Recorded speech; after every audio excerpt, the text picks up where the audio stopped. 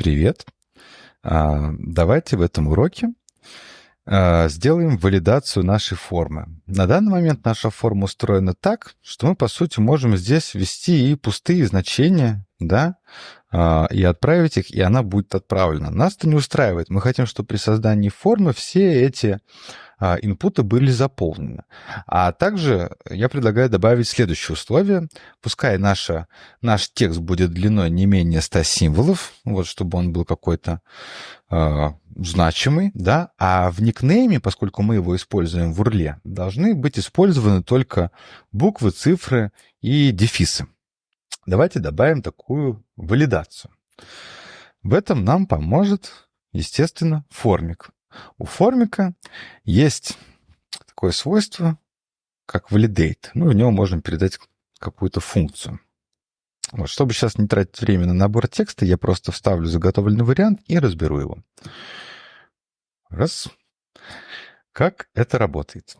Смотрите, когда мы отправляем форму, или когда мы принудительно вызываем проверку валидации, у нас происходит валидация нашей формы согласно этой функции. В нее приходит values с таким же типом, какой указан у нас в initial values. Кстати, здесь точно так же в формике можно и здесь указать тип нашей структуры данных.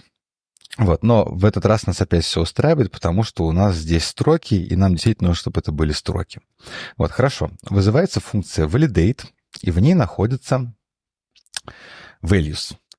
Потом мы создаем объект, который мы назовем errors. И если у нас все данные валидны, то мы вернем этот errors пустым объектом. Вот что значит пустой объект, что ошибок нет. Если вдруг найдется какая-то ошибка, вот, например, первая проверка, да, если .name какое-то отрицательное значение, с точки зрения логики отрицательное, вот, то есть false. Это может быть, когда у нас строка пустая. В данном случае других вариантов нет. Вот, то есть если строка пустая в values name, вот здесь, то тогда в объекте errors в поле name будет лежать строка name is required. И мы вернем объект, в котором вот такой вот error. В то же время, видите, на этом этапе проверка не остановилась. Мы в этот объект добавили поле name с этой строкой и пошли проверять дальше. Вот. Потом поглубже разберем это. Давайте сейчас немножко консоль логов наставим и посмотрим, как это выглядит. Хорошо. Так, я сохраняю. И здесь вывожу, опять же, наш формик, чтобы посмотреть, что у него там внутри.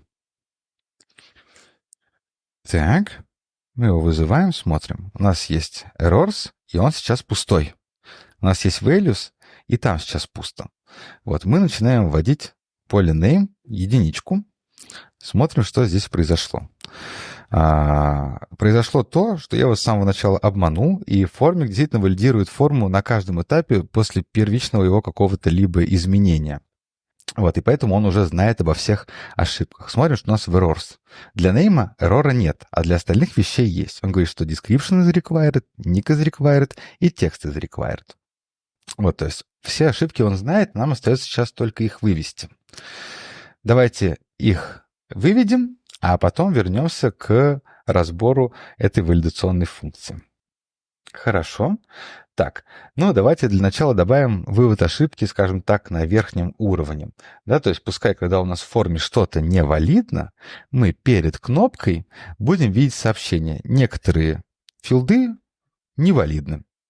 Вот. И этот текст пускай будет красным. Как понять то, что у нас есть какие-то ошибки в тексте? Не в тексте, а в форме. Это можно понять, исходя из свойства формика isValid.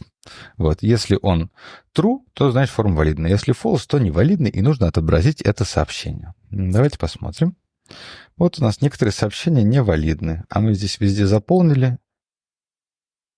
Ага, какие остались ошибки? Давайте посмотрим. Вроде бы все же нормально указали. Ну да, у нас в тексте должно быть гораздо больше символов. Оп, все, и все стало валидно. Хорошо. Так, но это не совсем удобно. Хочется, чтобы, когда у нас какая-то ошибка, мы над этим полем сразу же видели, что ошибка относится к этому полю. Давайте сделаем это. Для этого нам нужно изменить наш компонент input и textaria. Как получить ошибку? Если мы value получаем так, то ошибку мы получаем очень похожим образом. Формик errors name. Если что, сейчас он считает, что там может быть все, что угодно. И это связано с тем, что форма-то может быть на самом деле и вложенная, да, не факт, что там такой плоский объект. Вот, учитывая, что не факт, что там такой плоский объект, нам нужно принудительно указать, что там у нас, как у нас там вообще будет появляться ошибка, какой у нее тип. Да, и у нас это в нашем случае это всегда просто string или undefined. Мы просто это знаем, и поэтому сейчас пишем так. На данном этапе для нас это правда. Хорошо. То есть, допустим, у нас есть error, и если у нас в error что-то существует, а не undefined там, то тогда мы здесь, да, давайте выведем, если есть ошибка, то мы выводим div с текстом этой ошибки и красного цвета. И все то же самое давайте добавим в текстарию. Добавляем в текстарию. Copilot все знает. И идем проверять. Так. Например, отправили форму. Форма отправлена не была. И она сразу все провалидировала. Так, name is required ввели. Nick is required ввели. Description ввели. И тут длинный текст. Вводили. Пока 100 символов не ввели. И его приняли. Отлично. И теперь нам уже разрешают отправить форму. Видите, до того момента, пока у нас здесь не появился валидные значения, форма не отправлялась. Да, у нас нет этого сообщения про submitted. А так отправляется. Хорошо. То есть валидация работает. Но давайте немножечко еще посмотрим все-таки на саму функцию валидации. Что у нас здесь было? Да, проверка просто на наличие в name чего-либо. Потом проверка на наличие в нике чего-либо. И если проверка на существование ника прошла, потом у нас идет проверка через регулярное выражение. Регулярное выражение — это целый мир. Я приложил ссылочку на некоторые материалы по этому поводу. Вообще штука удобная. Ее всегда за вас может в то же время написать чат GPT, но я вообще рекомендую использовать и научиться использовать регулярные выражения, потому что они постоянно пригождаются. Даже когда вы по файлам что-то ищете или когда вы хотите что-то заменить, писать регулярки очень удобно. Вот они кажутся страшными до тех пор, пока вы с ними не разберетесь. А это на самом деле не так уж и сложно. Вот просто нужно немножко времени этому уделить. Вот конкретно здесь что происходит? Я проверяю значение в ник на предмет того, что в нем абсолютно все символы это какие-то маленькие буквы от А до Z или цифры от 0 до 9 или дефис. Вот. Вот и все. Так вот просто подсвечу, чтобы в будущем вам было проще вкатываться в регулярки. Вот это значит, что с этого начинается строка.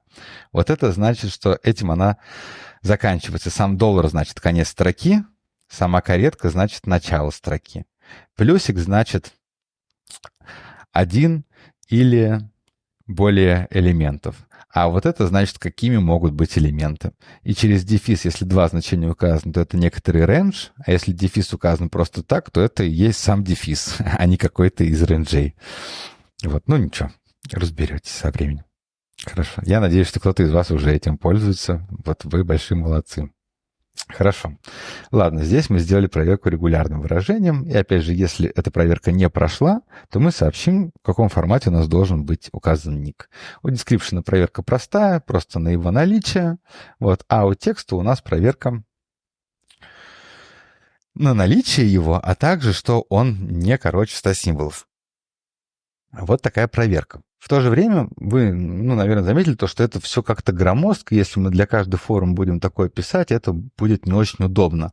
А мы уже где-то в проекте использовали ZOT, который как раз и создан для того, чтобы валидировать и типизировать данные. И поэтому логично применить его и к формику, чем мы и займемся в одном из последующих уроков, но пока что я просто вам хотел показать, как вообще работает эта функция validate и как она формирует эти ошибки. Вот. И чтобы, когда мы заменили ее на формик, вы почувствовали, насколько приятно и просто писать код, и как мало требуется написать, и как много он дает. Хорошо. Так, на мой взгляд, с валидациями разобрались, и можно двигаться дальше. Спасибо вам большое. До скорого.